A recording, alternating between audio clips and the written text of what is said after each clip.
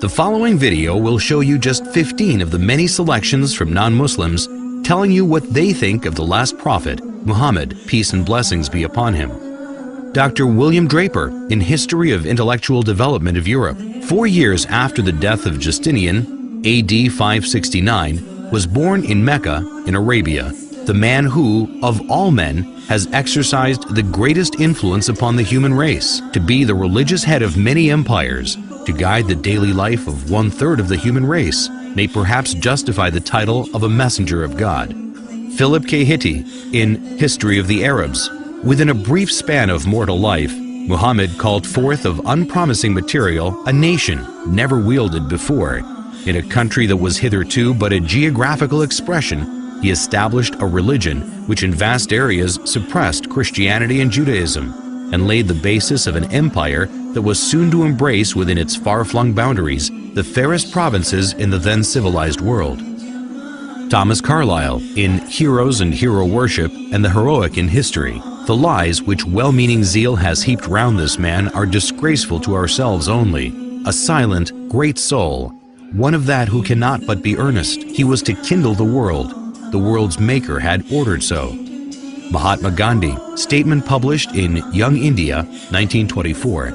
I wanted to know the best of the life of one who holds today an undisputed sway over the hearts of millions of mankind. I became more than ever convinced that it was not the sword that won a place for Islam in those days in the scheme of life. It was the rigid simplicity, the utter self-effacement of the Prophet, the scrupulous regard for pledges, his intense devotion to his friends and followers, his intrepidity, his fearlessness, his absolute trust in God and in his own mission. These, and not the sword, carried everything before them and surmounted every obstacle. When I closed the second volume of the Prophet's biography, I was sorry there was not more for me to read of that great life. Edward Gibbon and Simon Oakley, in History of the Saracen Empire, London, 1870. The greatest success of Muhammad's life was effected by sheer moral force. It is not the propagation, but the permanency of his religion that deserves our wonder. The same pure and perfect impression which he engraved at Mecca and Medina is preserved after the revolutions of 12 centuries by the Indians, the African and the Turkish proselytes of the Quran. The Mohammedans have uniformly withstood the temptation of reducing the object of their faith and devotion to a level with the senses and imagination of man. I believe in one God, and Muhammad, the Apostle of God, is the simple and invariable profession of Islam.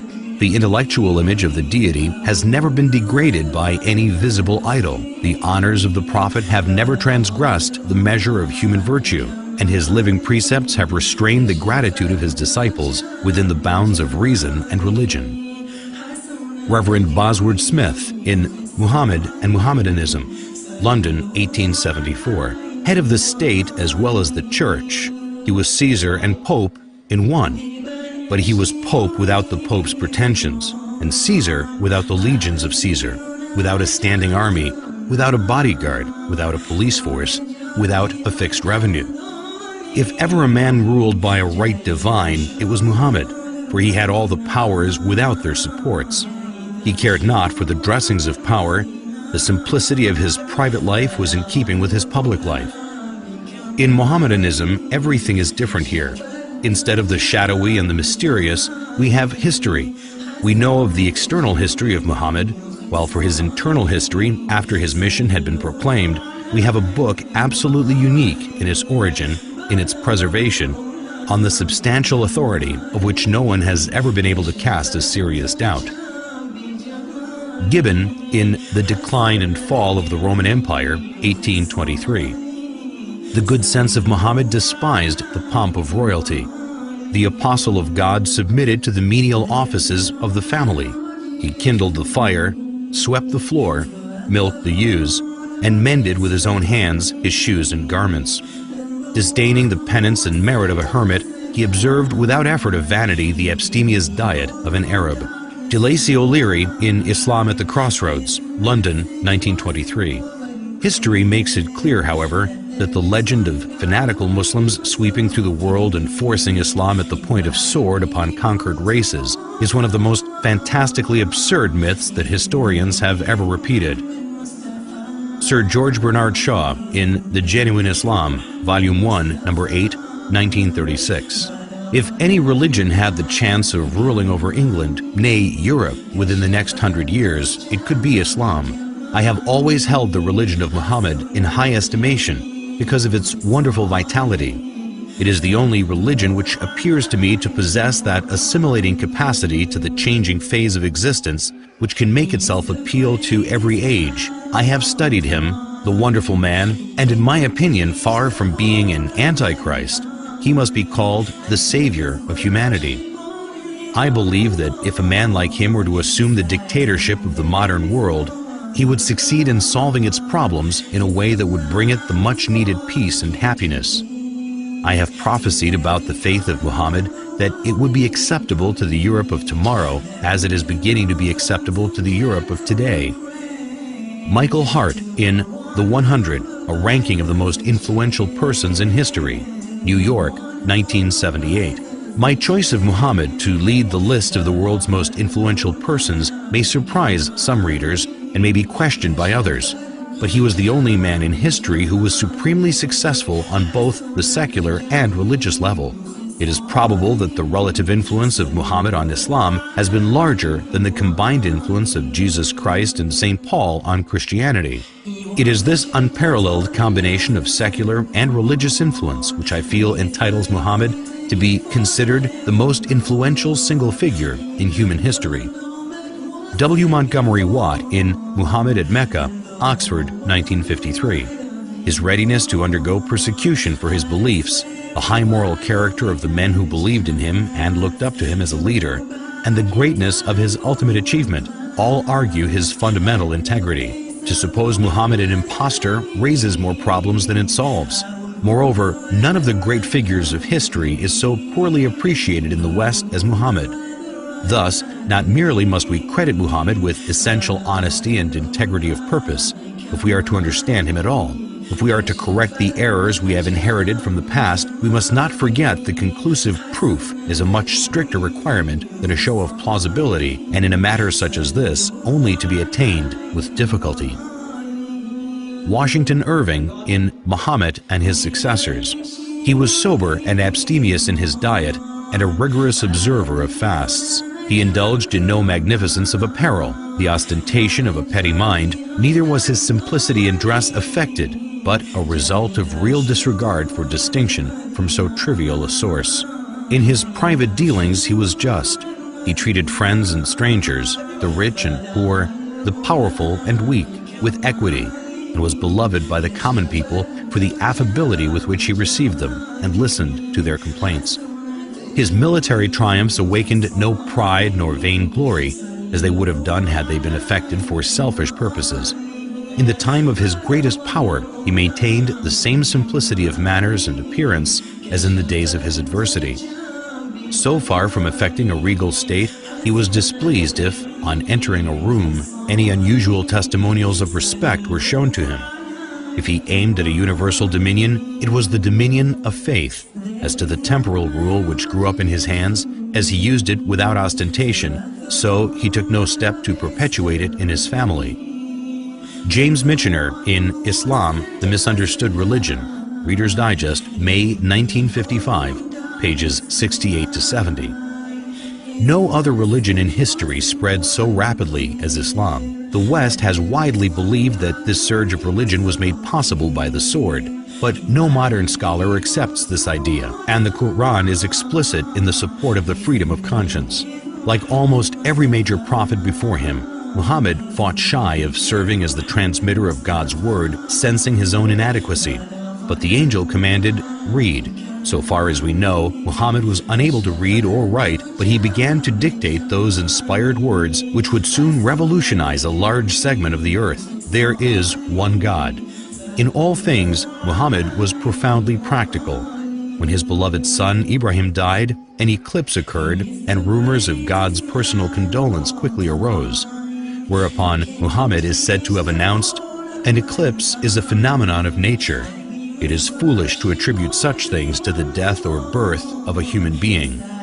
At Muhammad's own death, an attempt was made to deify him, but the man who was to become his administrative successor killed the hysteria with one of the noblest speeches in religious history. If there are any among you who worshipped Muhammad, he is dead. But if it is God you worshipped, he lives forever. Lawrence E. Brown in The Prospects of Islam, 1944.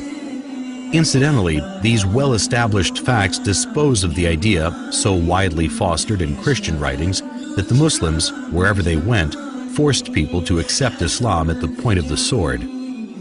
Alphonse de Lamartine in Histoire de la Turquie, Paris, 1854. Never has a man set for himself, voluntarily or involuntarily, a more sublime aim, since this aim was superhuman, to subvert superstitions which had been imposed between man and his Creator, to render God unto man, and man unto God, to restore the rational and sacred idea of divinity amidst the chaos of the material and disfigured gods of idolatry then existing. Never has a man undertaken a work so far beyond human power with so feeble means, for he, Muhammad, had in the conception, as well as in the execution of such a great design, no other instrument than himself, and no other aid except a handful of men living in a corner of the desert. Finally, never has a man accomplished such a huge and lasting revolution in the world, because in less than 2 centuries after its appearance, Islam, in faith and in arms, reigned over the whole of Arabia and conquered in God's name Persia, Khorasan, Transoxania, Western India, Syria, Egypt, Abyssinia, all the known continent of northern Africa, numerous islands of the Mediterranean Sea, Spain, and part of Gaul. If greatness of purpose, smallness of means, and astonishing results are the 3 criteria of a human genius, who could dare compare any great man in history with Muhammad? The most famous men created arms, laws, and empires only. They founded, if anything at all, no more than material powers which often crumbled away before their eyes. This man moved not only armies, legislations, empires, peoples, dynasties, but millions of men in 1/3 of the then inhabited world. And more than that, he moved the altars, the gods, the religions, the ideas, the beliefs, and the souls. On the basis of a book, every letter which has become law, he created a spiritual nationality which blends together peoples of every tongue and race. He has left the indelible characteristic of this Muslim nationality, the hatred of false gods, and the passion for the one and immaterial God. This avenging patriotism against the profanation of heaven formed the virtue of the followers of Muhammad. The conquest of 1/3 the earth to the dogma was his miracle, or rather it was not the miracle of man, but that of reason. The idea of the unity of God, proclaimed amidst the exhaustion of the fabulous Theogonies, was in itself such a miracle that upon its utterance from his lips, it destroyed all the ancient temples of idols and set on fire 1/3 of the world. His life, his meditations, his heroic revelings against the superstitions of his country, and his boldness in defying the furies of idolatry, his firmness in enduring them for 15 years in Mecca, his acceptance of the role of public scorn and almost of being a victim of his fellow countrymen, this dogma was twofold: the unity of God and the immateriality of God, the former telling what God is, the latter telling what God is not, the one overthrowing false gods with the sword, the other starting an idea with words. Philosopher, orator, apostle, legislator, conqueror of ideas, restorer of rational beliefs, the founder of 20 terrestrial empires and of 1 spiritual empire, that is Muhammad. As regards all standards by which human greatness may be measured, we may well ask, is there any man greater than he? There is no